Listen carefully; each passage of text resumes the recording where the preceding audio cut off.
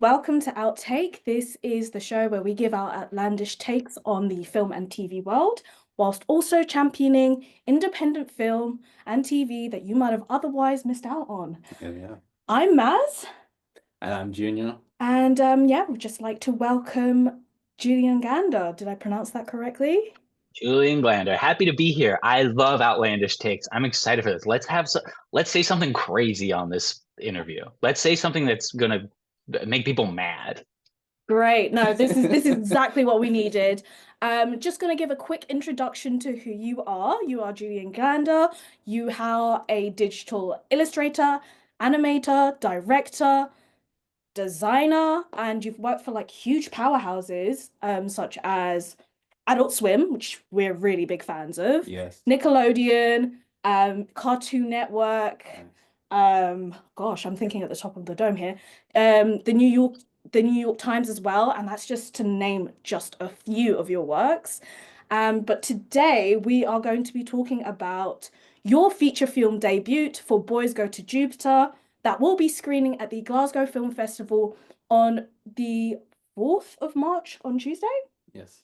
So let's go into it. So what we have here with Boys Go to Jupiter is a dreamy, surreal animation film where we follow a high school dropout from Florida and how he kind of goes through his journey of trying to make $5,000. He's on a grind. He's definitely on a grind, trying to make ways he possibly can. And this whimsical yet fun animation is what we give our seal of approval as our Glasgow Film Festival must watch. 100%. Yes. Yeah, thank you so much for joining us today, Julian. Thank you for having me. That was I love that intro. Thank you. I did try. I He did does. try. So you clearly have a huge passion for animation and kind of bringing the bizarre with 3D animation. Why do you feel there has to be this connect based off of what we've seen from you in this film and your previous works with digital animation? That is a really good question. Yeah, I've been using Blender, which is a free open source 3D animation software. I've been using it for about 10 years. And I started making animated GIFs. And then from there, the GIFs turned into little 10 or 15-second things. And then from there, it was my first couple short films. And then there was this snowballing effect where things just kept getting longer and longer somehow. I think we're at this really special moment where something that has been promised to us for many years is finally happening, which is animation is just in the hands of, everyday people. I'm here in a bedroom in Pittsburgh where I made this whole movie. There's another Blender animated movie that I'm sure you guys know about called Flow, which is up Yeah. for an Oscar this year. I'm not sure if this exactly answers your question, but yeah, I love Blender. And this is like, I don't know, it just like this feels like the time. Like this feels like it's all, as someone who's been rooting for this software and for this community and been a part of it for 10 years, it's like it's happening, it's The like thing it's is, game time. it's amazing because you're like completely self-taught, right? Well, I don't know. It's an interesting term. I didn't learn in at like a school. I went to school for creative writing, and I learned how to use Blender on YouTube. So I would say YouTube taught more than self-taught. Yeah. Okay, so then when you were kind of creating the storyline and building this whole world, what was your thought process? So the story for the movie started with a New York Times article that I read about, I don't know, 8 years ago. There's this orange juice company called Natalie's Orange Juice, which is a bougie it's kind of a fancy orange juice. You might get it at like a nice cafe. But the article was talking about how it's a family owned business and they were having some growing pains trying to pass it on to the next generation. And I actually didn't read the article because it was behind the paywall. I read the first couple paragraphs. And Yeah. so I actually think that's what kind of got my wheels turning was not seeing how it was resolved because it turned into this, no pun intended, it's a very juicy kind of small stakes drama. Mm. I'm from Florida, which is the orange juice capital of the world. So I think like I just started thinking about, well, okay, this is so interesting. And then from the story of this orange juice company, which is kind of a B plot of the movie, it sprawled out into the story of the people of suburban Florida and how weird they are and their different kind of ideologies and the things they do to get through life. And I think we get to meet these like really interesting characters in this world, especially when we're meeting Billy, who's like, in a way, it's kind of fun, but you see some taste of reality about hustle culture that Yeah. like young boys are kind of going through at the moment, especially what they're consuming in the media. Um, Hold on, let me just go back here.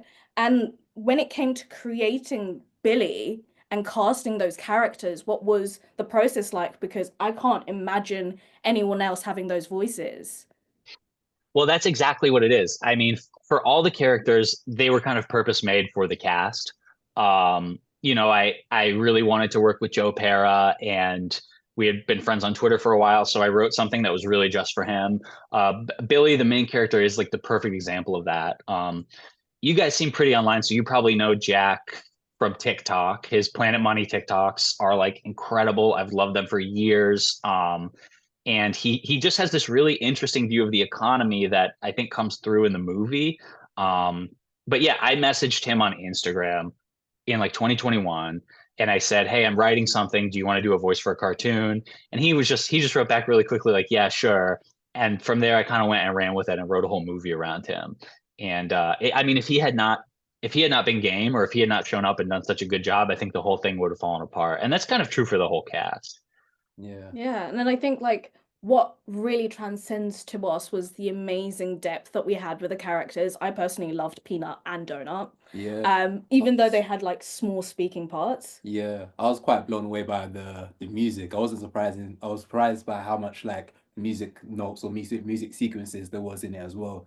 Do you mind just sharing like the process when it came to making the songs for it? Yeah, absolutely. Well, first, I will shout out Peanut because this is a character. It's a little 6 or 7 year old boy who everyone loves Peanut. And that character was actually played by my wife.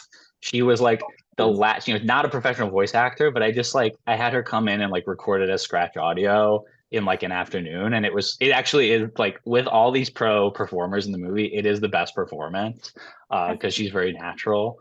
But yeah, the music. When I was writing the script, it was a lot of like just as I was piecing things together, I would leave just written in brackets like musical moment here. Yeah. And from there I'd come back to it with a guitar and just like try to lay out chords and say, well, listen, this is a part of the scene where we need to emphasize how lost the main character is or how confused he is, or we need to show that like some big sad change is happening here. And I would just write those songs in kind of the most literal way and then add layers to them. And again, I mean, I think it all came together when the cast came in. I think I really like musicals that have a really strong kind of musical point of view, Yeah. like beyond just like the kind of Broadway orchestral setup that you get in a lot of musicals. Like my favorite is Grease, how it sounds like the 1950s and how it's very much like focused in like that slice of music. And our musical point of view on this one was like, if a 16-year-old boy was recording a demo in his garage in Florida, this is what it would sound like with drum machines and fuzzy synths and kind of like, wobbly amateurish guitars. Yeah, but again, cast showed up for this one. I mean, Jack, who is not a professional singer, came and knocked out his 5 songs. Mia Folick, who's a great singer-songwriter, has an absolutely beautiful song in the movie. And Grace Kulenschmidt, who again is not a singer-songwriter, knocks it out of the park with her song about eggs. I love eggs. Yeah. No, that was, I think we just got so much fun out of the whole film. Yeah. And this is going to be like a bit of a self-indulgent question. But if you could go into the world of Boys Goes to Jupiter and you could meet any character and spend New Year's Eve on the beach with them, who would you pick? I would, that is a great question. I would pick Rosebud, who is the sort of elusive love interest of the movie. I definitely was thinking about like the girls that I was in love with in high school when I was writing that character. The way she's kind of too cool, a little mean, a little impossible to impress. Yeah.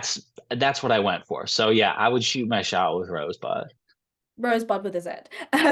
Yes.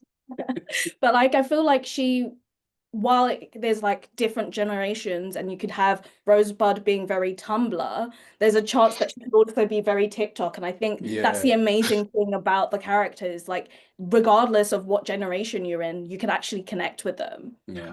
Wow, that's such a cool. I love that you said that. Like, that's such a cool way to think about it. Yeah, I appreciate that. Because I oftentimes feel like I am very Tumblr. Like, I feel the world slipping away from me. Tumblr was like my shit, you know, when I was in my teens and 20s. So I appreciate that.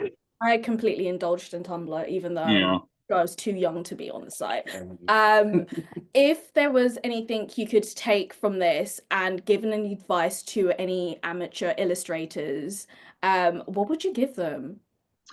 I think something that I wish I had known when I was kind of starting, or something I think it's a good thing to learn at any age, is um it's really important to develop this muscle of like finding things you like.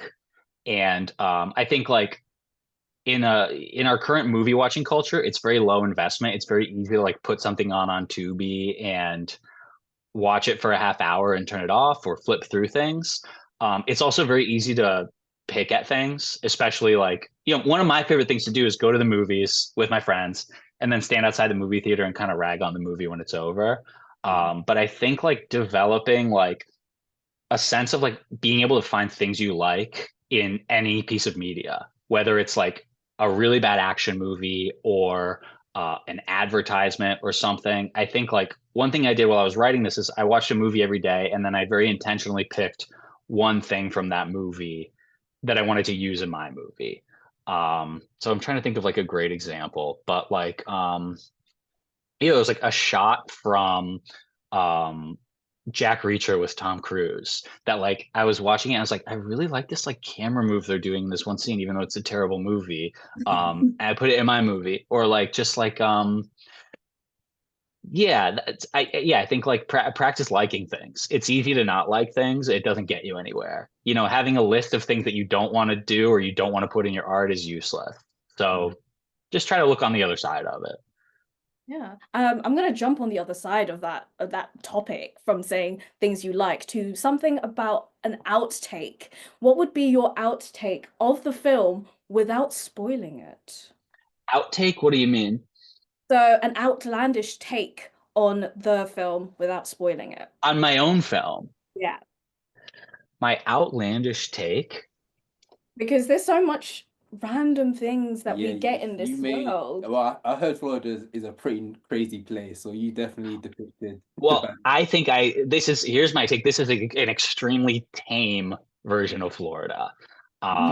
When I think of Florida and when I think of the basis of this movie, there was this strip club that I used to drive by all the time called 2001: A Sex Odyssey, and it was like a concrete building with like fiberglass UFO on top.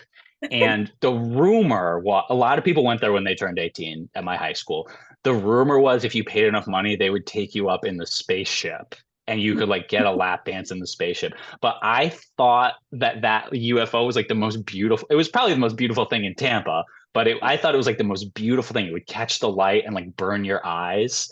And I guess it was in the back of my mind. I was like, oh, what would it be like if an alien came to Tampa and they got out of their spaceship and the first thing they saw was like the highway and the gas station and like dumpsters everywhere. I think we really got that in the film. Yeah. Yeah, thank you so much. I know we're really short on time and I'm just conscious that, you've got many more, but we'd No, really this has been great. I wish we could do this all day.